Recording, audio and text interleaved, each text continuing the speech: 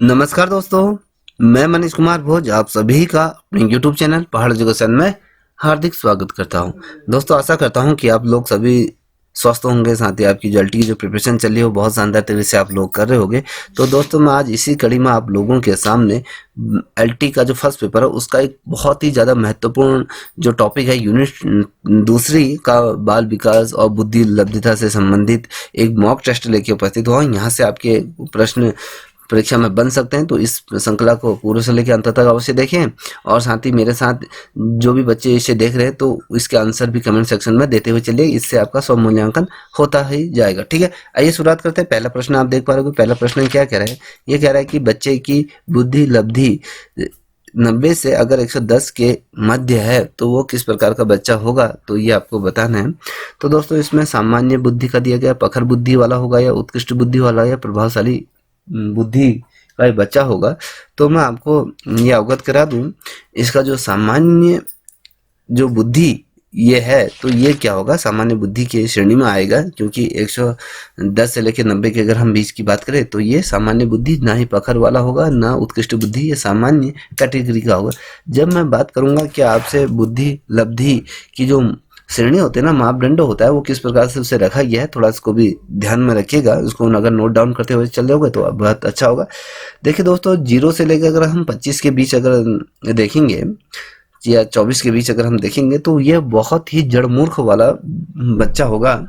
और 25 से लेकर 49 तक का जो बच्चा होगा वो मूर्ख होगा। एक तो जड़ मूर्ख होता है, एक मूर्ख होता है। ठीक है, उसके बाद आता है कि 50 से लेकर 59 तक का जो बच्चा होगा वो हीन बुद्धि का वो बच्चा होगा। ठीक है, और जो 60 से लेकर 69 तक का जो बच्चा होगा वो निर्बल बुद्धि का वो बच्चा होगा। और 70 से लेकर 79 तक का जो बच्चा होगा वो बच्चा जो होगा वो मंद बुद्धि का होगा। जब मैं कहूँगा 80 से लेकर 89 तक का जो बच्चा होगा वो सामान्य कैटेगरी के अंतर्गत आएगा। ठीक है, और जो इससे अगर हम थोड़ा सा ऊपर गए, थोड़ा सामान्य से अति सामान्य की तरफ अगर हम बढ़ें तो यहाँ पर आता है 90 से लेकर 110 के बीच का जो होगा वो सामान्य बुद्धि का वो बच्चा होगा। तो और अगर हम देखें 110 से लेकर 119 तक का जो बच्चा होगा वो अति उत्कृष्ट, जिसमें यहाँ पर उत्कृष्ट दिया है तो वो वाला बच्चा होता है। और अगर आप देखोगे 120 से लेकर 139 तक का जो बच्चा होगा वो क्या होगा, प्रखर बुद्धि का वो होगा। और प्रभावशाली बच्चा जो होगा यहाँ पर जो दिया है वो 140 से लेकर ऊपर तक की जो उसकी बुद्धि उपलब्धता होगी वो होगा। तो कहने का मतलब है कि जो यहाँ पर आप देख पा रहे होगे तो ये आपका जो 90 से लेकर 110 तक का जो बच्चा है वो सामान्य बुद्धि का होगा। दूसरा प्रश्न आप देख पा रहे होगे। दूसरा प्रश्न कह रहा है बच्चे के लिए निःशुल्क और अनिवार्य शिक्षा का अधिकार अधिनियम कितने वर्ष के बच्चों के लिए लागू ये किया गया है, तो ये आपको बताना है दोस्तों। तो यहाँ पर 6 से लेकर 14 दिया है, या 7 से लेकर 13 दिया है, या 5 से लेकर 11 दिया है, या 6 से लेकर 12। तो अगर आपने ये पढ़ा होगा, शिक्षा का अधिकार अधिनियम पढ़ा होगा, तो आपको ये इसका आंसर आता होगा। चलिए आंसर दीजिए। आंसर देने में जिस प्रकार से आप कोताही बरत रहे हैं वो तो आपको दिख ही रहा है कि आपकी जो तैयारी कितनी शानदार चल रही है। देखिए दोस्तों, इसका जो राइट आंसर होगा वो 6 से लेकर जो 14 वर्ष के जो बच्चे होंगे तो उन बच्चों के लिए अनिवार्य और निःशुल्क शिक्षा का ये प्रावधान अधिनियम ये लागू किया गया था। ठीक है, अब हम बात करेंगे अगले प्रश्न की तरफ बढ़ रहे हैं। अगला प्रश्न क्या कह रहा है, तीसरे नंबर का प्रश्न आप देख पा रहे होंगे। ये कह रहा है कि एक अच्छे बच्चे की बुद्धि और विकास के अध्ययन की सर्वाधिक अच्छी विधि कौन सी है, ये आपको बतानी। ये कौन सी विधि है, मनो विश्लेषण विधि होती है, या तुलनात्मक विधि होती है, या विकासी विधि होती है, या सांख्यिकी विधि होगी। तो कौन सी ये विधि होगी, तो आपको मैं इसका जिसे भी आंसर आता है वो बताइए। चलिए इसका आंसर देखते हैं। तो इसका जो होगा विकासी ये विधि के रूप में ये माना जाता है इस बच्चे को। ठीक है, अब हम देखेंगे अगले प्रश्न की तरफ। यहाँ पर चौथे नंबर का प्रश्न दे रहा है, गार्डनर ने 7 बुद्धि का अधिमान निर्धारित किया, इसमें से कौन नहीं है। देखने यहाँ पर जो गार्डनर है, गार्डनर ने क्या किया, 7 बुद्धि का क्या अधिमान निर्धारित किया था। इसमें से कौन सा है जो इसमें दिए हुए हैं, तो आप देख पा रहे होगे। जैसे यहाँ पर देखो स्थानीय संबंधी बुद्धि है, भावात्मक बुद्धि है, या अंतर्वैयक्तिक बुद्धि है, या भाषात्मक बुद्धि है। तो क्या हो सकता है इसका सही आंसर बताइए। तो दोस्तों इसका जो राइट आंसर है वो जो है, जो नहीं है, वो भावात्मक बुद्धि। और गार्डनर ने स्थान बुद्धि या अंत व्यक्ति या भाषाई व्यक्ति, ये तमाम चीजें हैं। और जो इसमें कह रहा है इसमें से कौन सा नहीं है, वो ऑप्शन बी आपका नहीं है। अब यहाँ पर देख पा रहे हो कि 5वें नंबर का प्रश्न, यदि एक बच्चे की मानसिक आयु, ठीक है, यहाँ पर देखिए एक बच्चे की मानसिक आयु 5 वर्ष और वास्तविक आयु अगर 4 वर्ष है, तो उस बच्चे की बुद्धि उपलब्धिता होगी, ठीक है, उपलब्धि ये होगी। तो आपको ये बताना, तो कैसे ये होगी। तो यहाँ पर 125 दिया है, 80 दिया है, 120 दिया है, 100 दिया है। तो किस प्रकार का बच्चा ये होगा, तो मैंने इससे पूर्व आपको ये बताया भी था। तो चलिए बताइए कैसा बच्चा होगा। तो दोस्तों अगर मैं बात करूँ, हमने क्या कहा, एक बच्चा की जो मानसिक आयु है 5 वर्ष है, उसकी वास्तविक जो आयु है वो अगर 4 वर्ष का है, तो उसकी बुद्धि उपलब्धता कैसी होगी, वो होगी 125, ठीक है, 125 से ऊपर हो गए बहुत अच्छे। अगर कहे असामान्य जो बच्चा हम जिसे कहते हैं, अगर उसका प्रतिशत देखोगे, इस बच्चे का अगर प्रतिशत देखो 3.5 के अगेंस्ट इसका प्रतिशत निकल के आएगा इस बच्चे का, तो ये बच्चा क्या होगा, क्या होगा, असामान्य, जिसे हम यहाँ पर अगर कह सकते हैं कि बहुत अच्छा ये बच्चा ये होगा। ये क्यों होगा, ये क्या कह रहा है, उसकी जो वास्तविक आयु है वो तो 4 वर्ष का है, और उसकी जो बुद्धि उपलब्धता है तो वो क्या है, 5 वर्ष के बच्चे के समान है, ये याद रखिए। इसलिए वो क्या है, आपका असामान्य बच्चा वो कहलाया जाएगा।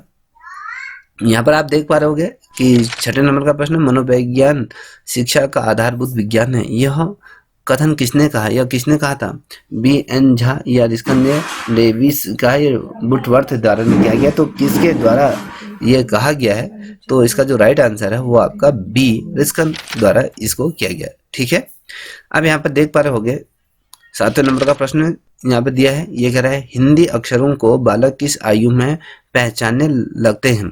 जो बच्चे होते हैं, छोटे वाले बच्चे होते हैं, वो हिंदी के अक्षरों को किस आयु तक आते आते वो पहचानने शुरू कर देते हैं, पहचान उनकी शुरू कर देते हैं। तो देखिए यहाँ पर 3 वर्ष में, या 4 वर्ष में, या 5 वर्ष में, या फिर 6 वर्ष में। तो क्या हो सकता है, सही आंसर दीजिए। चलिए आंसर दीजिए। मूर्ख दर्शक तो बनिए मत, जिसे नहीं देखना है तो यहाँ से चले जाइए, ठीक है। ये मेरे लिए नहीं पढ़ रहे हैं, निकलोगे तो आप ही निकलोगे, आपके माँ बापों के सपने पूरे होंगे और आपका ही जीवन दृढ़ता से अच्छा बनेगा, ठीक है। शायद मेरी बातें कड़वी लग रही होंगे, हमेशा जो सत्य होता है वो कड़वा लगता है, तो इसलिए बताइए आंसर। देखिए ये कह रहा है कि 3 वर्ष या 4 वर्ष या 5 वर्ष या 6 वर्ष। तो दोस्तों आपको मैं इसका जो राइट आंसर बता दूं, वो क्या होता है, बच्चा 5 वर्ष की आयु में जो शब्दों को पहचानना शुरू कर देता है, हिंदी के अक्षरों को बालक क्या करना लगता है, पहचानना शुरू कर देता है। अत्यंत ये महत्वपूर्ण है, ठीक है। आपका ऑप्शन क्या है, सी एज राइट आंसर है। यहाँ पर दिया है एलेक्सिया करके, ये जो दिया है 8वें नंबर का प्रश्न। तो ये क्या है, इसका मतलब क्या होता है, पढ़ने की अक्षमता, या लिखने की अक्षमता, या सीखने की अक्षमता, या सुनने की अक्षमता। तो इसे हम क्या कह सकते हैं, तो बताइए। एलेक्सिया का जो है ये, तो इसका जो राइट आंसर क्या हो सकता है, बताइए जल्दी।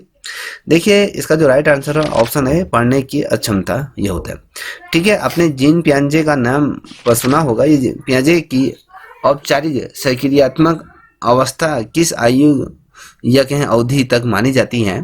तो यहाँ पर 0 से लेकर 2 वर्ष, या 2 से 7 वर्ष, या 7 से 11 वर्ष, या 11 से 15 वर्ष। तो कब तक मानी जाती है, चलिए आंसर दीजिए, जिसे भी आता है वो आंसर दे। इसका जो राइट आंसर है दोस्तों वो आपका डी है, 11 से लेकर 15 वर्ष के जो बच्चे होते हैं, ठीक है। अगला प्रश्न देखते हैं। ये कह रहा है कि 10वें नंबर का प्रश्न है, गर्भ में बालक को विकसित होने में कितने दिन लगते हैं। वेरी मोस्ट इम्पोर्टेंट, ये आपको पता भी होना चाहिए कि आप अपने माँ के गर्भ में जब थे तो आपको पूरी तौर पे विकसित होने में कितना समय लगा है। 150 दिन लगे, या 280 दिन लगे, या 390 दिन लगे, या 460 दिन लगे। तो बता सकते हैं कि अगर ये क्वेश्चन नहीं आता है तो फिर सल्लू भर पानी में डूब मरने की बात ये होती है, ठीक है। जब हम अपने माँ के जब गर्भ में होते हैं, इतना तो हमें पता ही होना चाहिए। जब हम एलटी जैसी तैयारी कर रहे हैं, एलटी जैसे पेपर की, जहाँ पर आपको जो पहली तनख्वाह मिलेगी, जो 60-70 हज़ार रुपये आपकी जो कैश मिलेगी, उसकी वैल्यू भी तो समझो। तो बेशक मेरी बातें कड़वी लग रही होंगे, अगर कड़वी लग रहे हैं तो मैं ये नहीं कहूँगा कि इस चैनल पर बने रहें, जा भी सकते हैं, ठीक है। चलिए आंसर दीजिए। देखिए दोस्तों, जो दिन लगते हैं 280 दिन का वो समय रहता है। गर्भ में बालक को विकसित होने में कितने दिन लगते हैं? तो 280 दिन लगते हैं, याद रखिए। अब यहाँ पर देख पा रहे होगे, ये कह रहा है कि 11 नंबर का, किस मनोवैज्ञानिक ने अपने 3 वर्षीय पुत्र का अध्ययन किया था? ऐसा कौन सा वो मनोवैज्ञानिक थे जिसने अपने पुत्र पर ही वो प्रयोग करना शुरू कर दिया था? 3 वर्ष के वो पुत्र था। तो यहाँ पर दिया है ऑप्शन ए पेस्टोलॉजी करके दिया है, वास्टन दिया है, स्टेलन हॉल दिया है, जेम्स सल्ली दिया है। तो वो कौन से? ठीक है, पेस्टोलॉजी ये हैं, तो कौन सा है इसमें? देखिए, पेस्टोलॉजी है, वास्टन दिया है, स्टेलिन हॉल दिया है, या जेम्स सल्ली देर का, तो कौन सा है बताइए जल्दी से। तो इसका जो राइट आंसर है ऑप्शन ए पेस्टोलॉजी वो है। ठीक है, अब यहाँ पर देख पा रहे होगे 12वें नंबर का प्रश्न है। 12वें नंबर का प्रश्न क्या कर रहा है? बालक का विकास होता है कब होता है? देखिए, सर से पैर की ओर होता है, या पैर से सर की ओर होता है, दोनों ओर होता है, इनमें से कोई नहीं। चलिए बताइए, चलिए आंसर दीजिए जल्दी से। मूर्ख दर्शक तो बनने की जरूरत नहीं है, नहीं देख सकते तो चले जाइए। चलिए आंसर दीजिए, चलिए वेट कर रहा हूं। देखिए, इसका जो आंसर है तो वो होता है सर से लेकर पैर की ओर होता है। ठीक है, सर से लेकर पैर की ओर, ऑप्शन ए इसका राइट आंसर है। सर से लेकर ग्रोथ जो होती है वो पैरों की ओर बढ़ती हुई जाती है। ठीक, अब यहाँ पर देख पा रहे होगे 13वें नंबर का प्रश्न। 13वें नंबर का जो प्रश्न होता है, विकास के संबंध में गलत कथन है। विकास के संबंध में गलत कथन कौन सा है? इसमें से आपको वो पिक करना है। तो यहाँ पर विशिष्ट से सामान्य की ओर रहता है, जो सार्वभौमिक प्रतिक्रिया है, या दिशा शरीर से पैर की ओर होता है, या तुलाकार गति होता है। तो ये ठीक है, ये आपको बताना है, तुलाकार गति की ओर होता है। तो ऑप्शन क्या हो सकता है इसका? सही बताइए। तो दोस्तों, इसका जो राइट आंसर है वो आपका विशिष्ट से सामान्य की ओर ही होता है।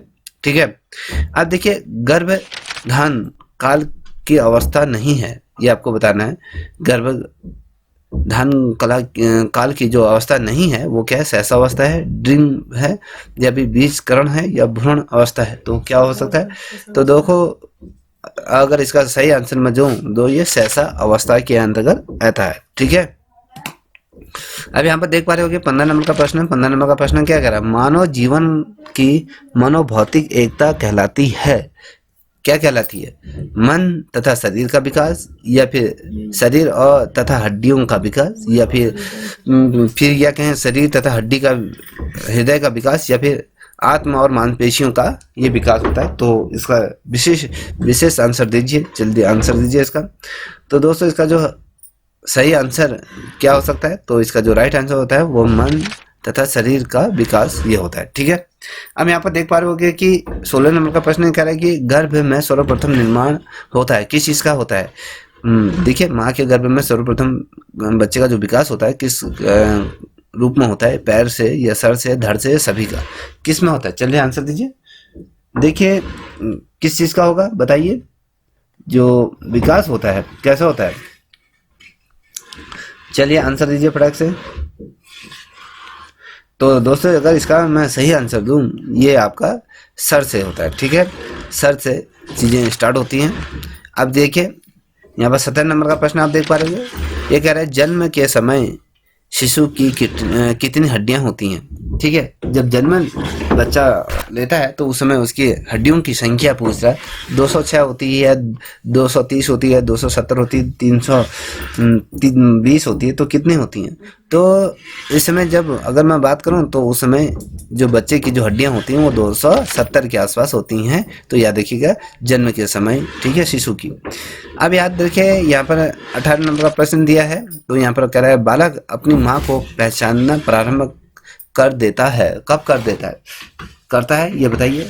तो 6 माह की अवस्था में करता है, या 8 माह की, या 9 माह की, 3 माह की अवस्था में वो अपनी माँ को पहचानना शुरू कर देता है। तो वो किस माह में वो माँ को पहचानना शुरू करता है या उसको महसूस करना शुरू करता है?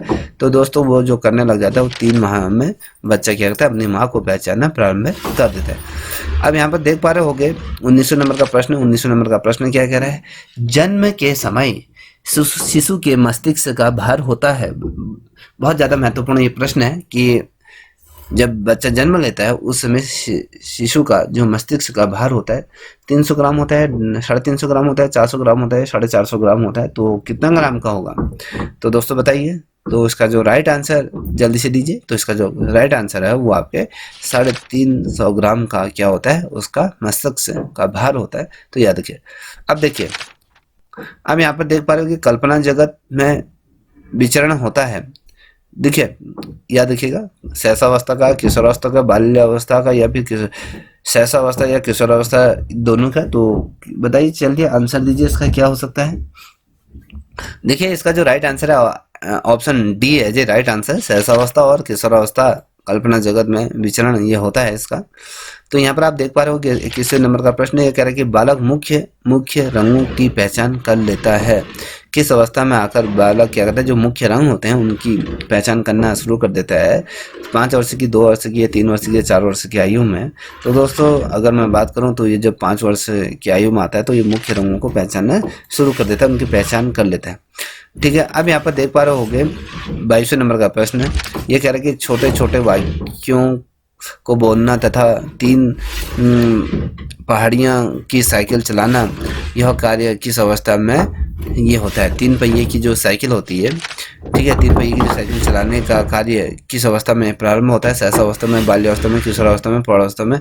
ठीक है, तो आपने भी अपने जीवन में, जिसमें आप बाल्यावस्था में होंगे, तब उस टाइम पे किस अवस्था में आपने चलाई होगी। ठीक है, 3 पहिए वाली साइकिल की मैं बात कर रहा हूँ। तो क्या होता है, ये शैशवावस्था में ही क्या होता है, वो चलाना 3 टायर की, जिसमें वो बैलेंस वो खुद पे खुद साइकिल बना लेती है, तो वो शैशवावस्था होती है।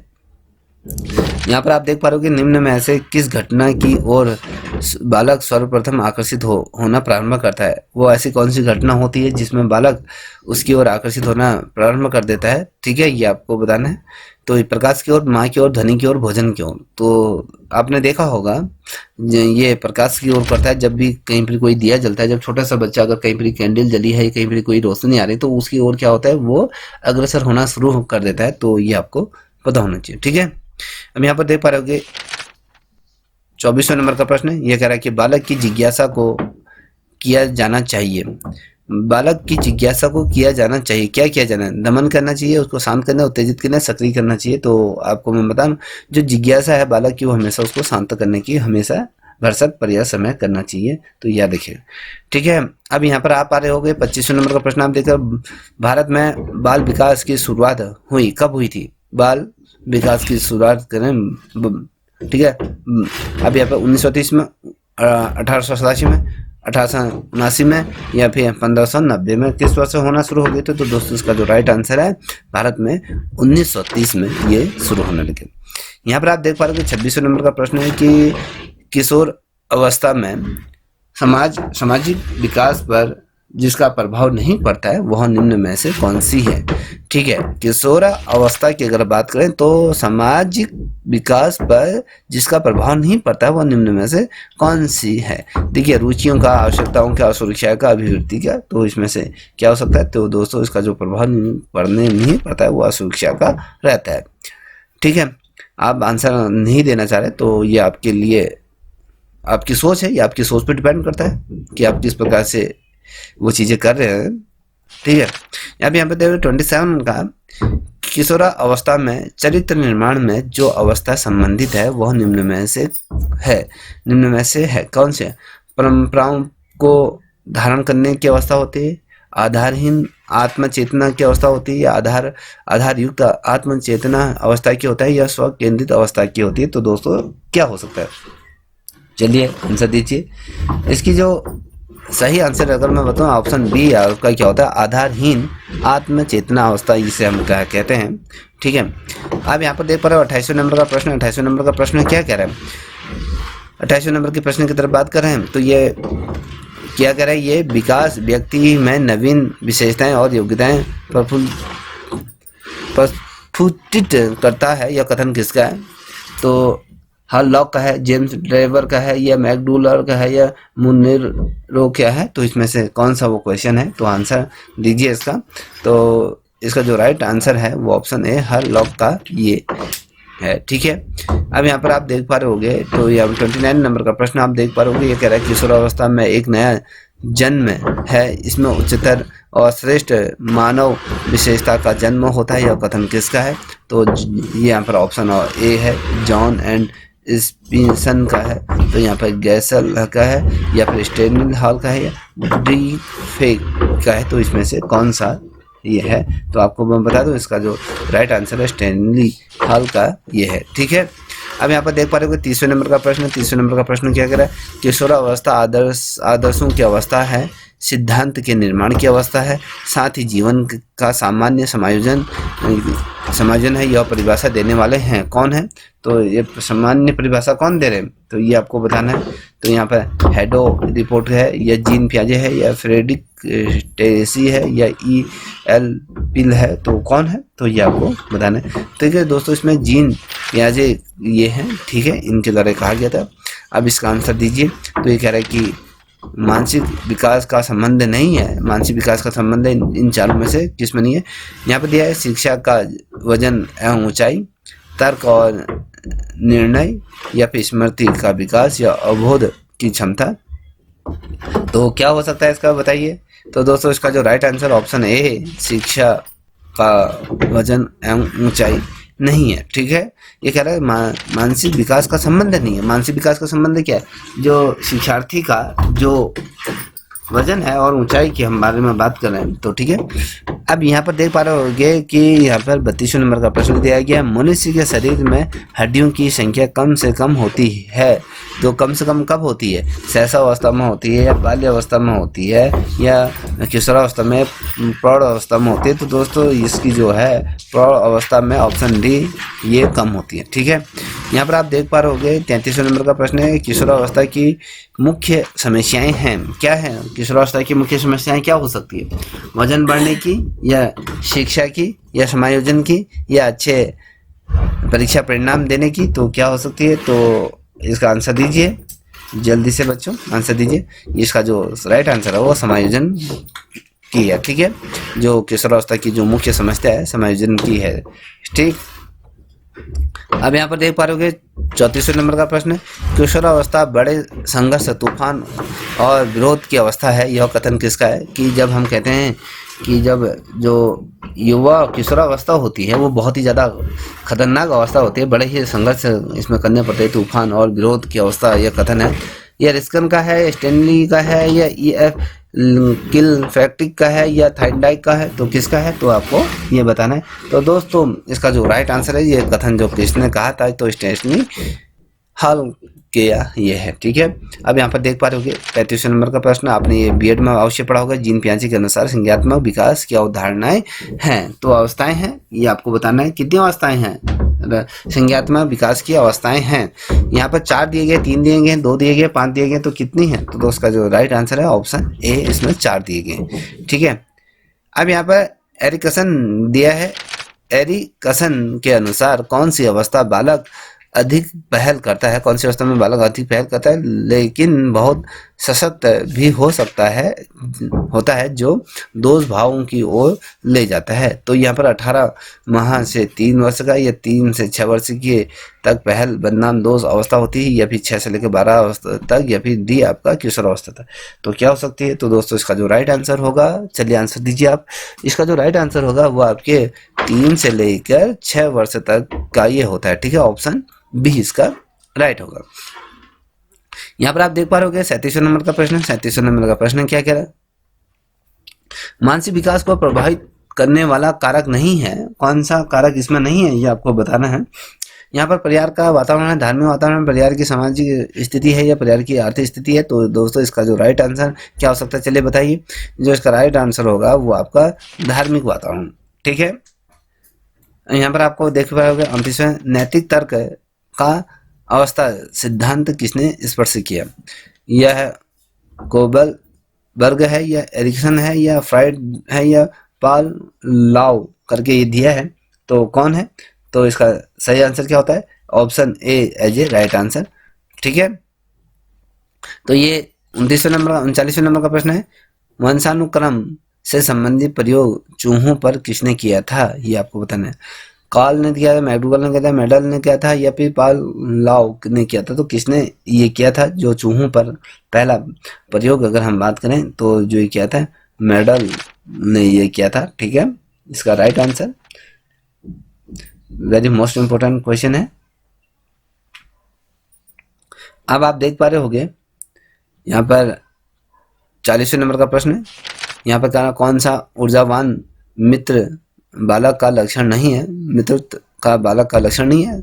खुश मिजाज या फिर आपका सामाजिक या फिर आसानी से चिढ़ने वाला या ऊर्जा का उच्च स्तर, तो क्या हो सकता है? तो इसका जो राइट आंसर होता है आसानी से चिढ़ने वाला। ठीक है।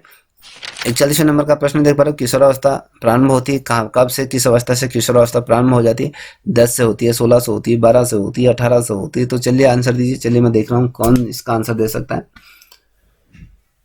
चलिए दोस्तों इसका सही आंसर देता हूँ। तो इसका जो होता है वो 12 अवस्था से किशोरावस्था प्रारंभ हो जाती है, याद रखिएगा। अब यहाँ पर देख पा रहे होंगे 42वें नंबर का प्रश्न है, पूर्णतः कार्यशील व्यक्ति का संपत्ति किसने दिया? देखिए, कार्ल ने दिया है, फ्रेड ने दिया है, फ्रांसिस ने दिया है या इवान ने दिया है। तो कौन सा ये है? तो आपको इसका राइट आंसर बताना है। देखिए option A as a right answer Karl ने दिया। ठीक है। अब यहाँ पर देख पा रहे होंगे यहाँ पर क्या है, ये 43 का नंबर, निम्न में से कितने बच्चों में वस्तु स्थिरता के विकास को समझने में सहायता की है? तो यहाँ पर देखा पियाजे ने, स्टेनशिफ्टेंगर ने है या एरिक्सन ने या बैकाक ये है। तो ये कौन सा है? Option A B C. तो इसका जो राइट आंसर क्या हो सकता है? ठीक है, 43 का राइट आंसर क्या हो सकता है? तो ये आपके पियाजे है। ठीक है। अब यहाँ पे 44 नंबर का प्रश्न, सूर्य बच्चों के साथ साथ चलता है, उसके मुड़ने का अनुसरण करता है और बच्चों की बात सुनता है। यह कथन बालक की किस लक्षण की ओर इंगित करता है? तो ये आपको बताना है। ए बी सी डी, यहाँ पर 4 ऑप्शन दिए हैं। तो किस अवस्था की तरफ करता है? चलिए आंसर दीजिए। ब्रह्म केंद्रिता, ये केंद्रिता है या सजीव चिंतन है या वस्तु स्थिरता है? तो ये क्या है? तो ये है आपका option C as a right answer, सजीव चिंतन की ओर करता है। ठीक है। 45 नंबर का प्रश्न, आप किसने यह दावा किया कि सभी भाषाओं में होने वाले कुछ सार्वभौमिक गुण जन्मजात होते हैं? तो यहाँ पर option A B C D यहाँ पर दिए हुए हैं। तो आपको आंसर देना है ऑप्शन ए या बी सी, इसमें लिखिए। तो ये जो कहा गया है, तो किसने कहा गया? ये जो कहा गया है ऑप्शन सी, ठीक है, एज ए राइट आंसर है। अब यहाँ पर देख पा रहे होंगे 46 नंबर का प्रश्न है कि फैक्ट के अनुसार निम्न में से कौन सी अवस्था में बच्चे का ध्यान जंघाओं की तरफ जाता है? या मुखी या गुदी या लैंगिक या प्रसूति की तरफ भी बढ़ता है? तो ये जो बच्चे का जो ध्यान जाता है वो अपने जो लैंगिक अवस्था के जो जनांग होते हैं वहाँ की तरफ उसका आकर्षण होता है, वहीं को बढ़ता है। तो यहाँ पर आप इस 47 नंबर का प्रश्न देख पा रहे होंगे। तो ये कह रहा है कि निम्न में से कौन सा बच्चों हेतु विशेषकर बुद्धि मापनी की एक निष्पादन मापनी है? तो यहाँ पर अंक गणितीय है या सामान्यतः सदृश है या शाब्दिक तर्क है, चित्र पूर्ति है? तो कौन सा होता है? तो दोस्तों उसका जो राइट आंसर होगा वो चित्र पूर्ति होगा। ठीक है। इस अब देखिए ये दे रहा है 48 नंबर का प्रश्न, बाल मनोविज्ञान डैडर सिद्धांत का प्रारंभ के 4 से 5 वर्ष के अनुभवों पर आधारित होता है। यह दिया है ए बी सी डी, यहाँ पर आप देख पा रहे होंगे। तो क्या हो सकता है इसका? तो दोस्तों इसका जो राइट आंसर होगा मनोविश्लेषणात्मक होकर। ठीक है। अब यहाँ पर देख पा रहे होंगे इस श्रृंखला का अंतिम प्रश्न की तरफ बढ़ रहे हैं। तो ये कह रहा है कि ए बायोग्राफिकल स्केच ऑफ इन्फेंट किसने लिखी है? तो यहाँ पर ए बी सी डी यहाँ पर दिए हुए। तो ये जो लिखी है वो डाल्विन ने ये लिखी है। अब यहाँ पर 50वें नंबर का प्रश्न है, मानवकृत परीक्षण का अर्थ है क्या हो सकता है? यहाँ पर आप देख पा रहे होंगे ए बी सी डी। तो क्या हो सकता है उपरोक्त में से? आप बताइए। इसका जो राइट आंसर है उपरोक्त सभी इसमें होते हैं। इस श्रृंखला का अंतिम प्रश्न ये कह रहा है कि किस मनोवैज्ञानिक के अनुसार विकास एक सशक्त और धीमी प्रतिक्रिया है? तो यहाँ पर ए बी सी डी यहाँ पर दिए हुए हैं। तो किसके द्वारा कहा गया है? ये जो कहा गया है रिस्कन द्वारा कहा गया। तो दोस्तों अगर आपको वीडियो अच्छी लगी होगी तो प्लीज़ आप इस चैनल को भी लाइक शेयर सब्सक्राइब करें, साथ ही अपने दोस्तों को साझा करें। तब तक इतना ही। जय हिंद, जय भारत, जय उत्तराखंड।